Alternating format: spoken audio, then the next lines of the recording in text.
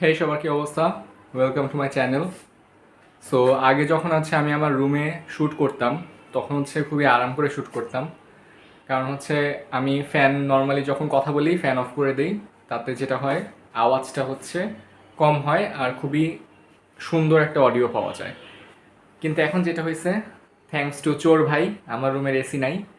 আর আমি আমার রুমে যখনই কোনো একটা জিনিস শ্যুট করতে যাই, বা ইভেন র্যান্ডম কোনো একটা টিউটোরিয়ালও এডিট করতে যাই, দেখা যায় যে আমি দর দর করে ঘামতেছি।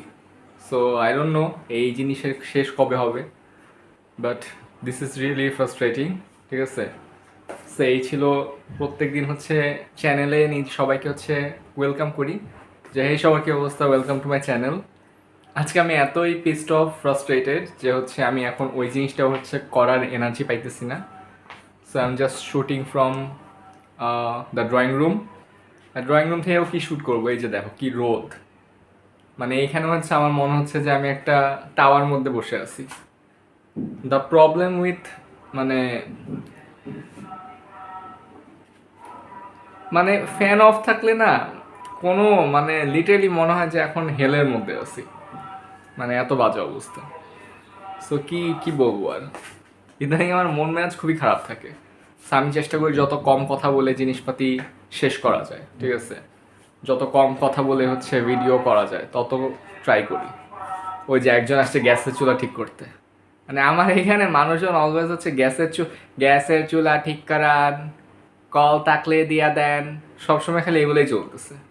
ঠিক আছে, but see that guy is working.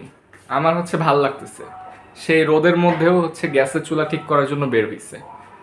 That guy is actually working, ঘামতেছে, কাজ করতেছে, টাকা কামাইতেছে, হালাল টাকা। দেন উই হ্যাভ চোর, যে রাতের বেলায় এসে চোরের পারিস কি বলতেছি, রাতের বেলায় এসে এসির পাইপ পাইপ কেটে নিয়ে চলে যেতেছে।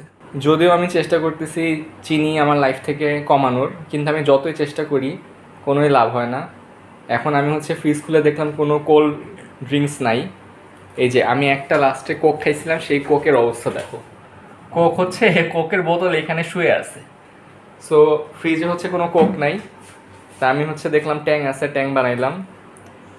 হয় এটা নাইলে ওইটা, আমার কি অফ হবে, কি যে হবে। চিনি খাইতে চাই না, তাও কিছু না কিছু খাই যেটার মধ্যে চিনি থাকে। এই যে ওইখানে আমড়া পড়ে আছে।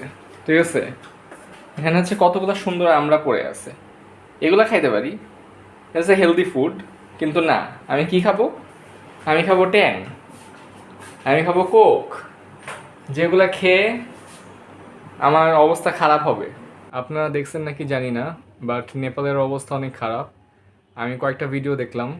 প্রথমে আমি মনে করতেছিলাম যে ভিডিও কি আসলেও ভিডিও নাকি এআই।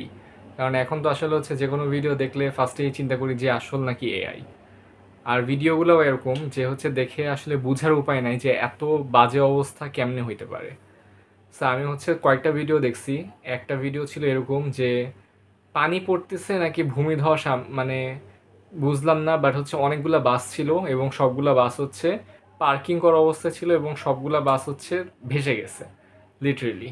আরেকটা ভিডিও ছিল এরকম যে অনেকগুলা মানুষ যখন দৌড়াইতেছে, অ্যান্ড একটা বিশাল বড় বিল্ডিংয়ের সামনে ছিল, তারা দৌড়াচ্ছে, অ্যান্ড একটু পরে এমন আহ, অবস্থা হইলো যে সব কিছু ঢেকে গেছে। সো ফ্ল্যাশ ফ্লাড হয়েছে, ভূমিধস হয়েছে, কাদা মাটি পানি সব কিছু মিলে একেবারে খুবই বাজে অবস্থা। সো আমি দেখলাম যে আমার কাছে মনে হয় যে খুবই ক্যাজুয়ালিটি অনেক বেশি হবে, কারণ এই টাইপের ইনসিডেন্ট আমি খুবই কম দেখছি। অ্যান্ড যেই ভিডিও দেখলাম আমার পুরা খুবই খারাপ লাগছে যে এই কি অবস্থা। মানে কিছু ছবি ছিল বিফোর আফটার। বিফোর ছবিগুলো এত কালারফুল ছিল যে সুন্দর ছোট ছোট বাড়িঘর, সুন্দর হইতেছে, সব পরিষ্কার পরিচ্ছন্ন। আর আফটারে কিছুই চিনা যাইতেছে না, সব ঢেকে গেছে, সব মিশে গেছে। মানে যারা ওইখানে নেপালে গেছে, তারা যারা সেফ আছে তারা আরও ভালো বলতে পারবে ওইখানকার কারেন্ট সিচুয়েশন কেমন। বাট এই ক্যাজুয়ালিটি অ্যাকচুয়াল নাম্বারটা জানতে আমার মনে হয় আরও কিছুদিন সময় লাগবে, কারণ কারণ যেই অবস্থা হয়েছে খুবই স্ক্যারি, খুবই স্ক্যারি। সো এই ছিল আজকের video. I'll be seeing you guys tomorrow with a new video. Till then everyone take care and let's pray for Nepal.